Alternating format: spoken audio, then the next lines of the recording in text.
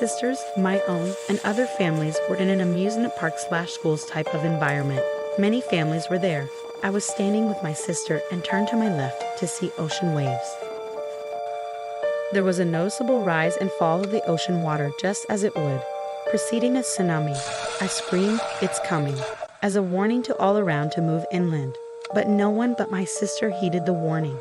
It took my sister just a few seconds, literally, to understand what I was talking about. She saw my face and heard the urgency in my voice to move. She got what I was saying before everyone else did. We all turned to run in the opposite direction, but it was too late. We were caught in the wave, but completely unharmed.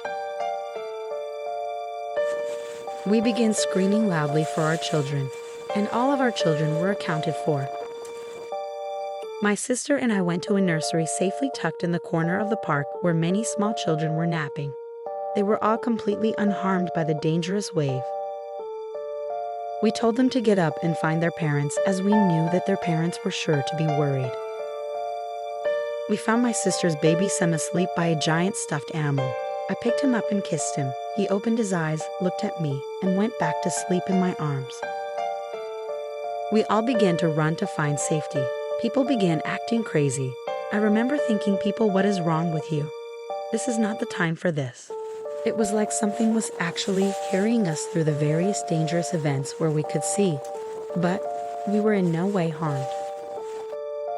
There were many ethnic groups represented in this stream. We saw an active murder as we ran past, or rather being carried past, committed by a Hispanic teen on two other Hispanic teens. That young man shot one young man in the back of his head as he was running away. Then he shot the victim's friend as he was running away as well. There was a huge group running like they were leaving a gathering and had some sort of disagreement. Both guys and girls were there. My second daughter and niece shouted, "Shouldn't someone report that?" But to whom should we report it was my thought, because the park was in a state of emergency. We got to a seemingly quiet place where no one knew what was going on the other side of the park. People were having a good time, wandering and completely oblivious to what was happening around them. My sister, a few other families, and I got to a point where there was a rocky hill that we needed to climb. I was tasked with the duty of seeing if it was safe, while others stood behind and waited for word on what I saw. I saw a little water coming and knew that the next big wave was about to hit. This time though, one of the families found some amusement park boats stacked up. There were just enough for all of us represented there. Each family present took a boat. There was no flooding yet, but we all knew that a boat would soon be very necessary to stay safe. I used my right foot to loosen my sister's and my family's boat, and we all got in. As soon as we were all safe, our boats, the rocky hill became a waterfall from that next huge wave. Water consumed the park as we rode on the waves. I don't remember seeing other people walking at that point. We were all safe in the boat. I knew that we would get a little wet, but not hurt inside. We all had to be okay with losing loved ones in the third big wave, because we ourselves had to keep pushing forward. That third wave thinned the herd a lot. Not many people made it out of that wave after it hit. It was devastating. Then I woke up. Upon waking, I asked Holy Spirit for an understanding of what I had just dreamt.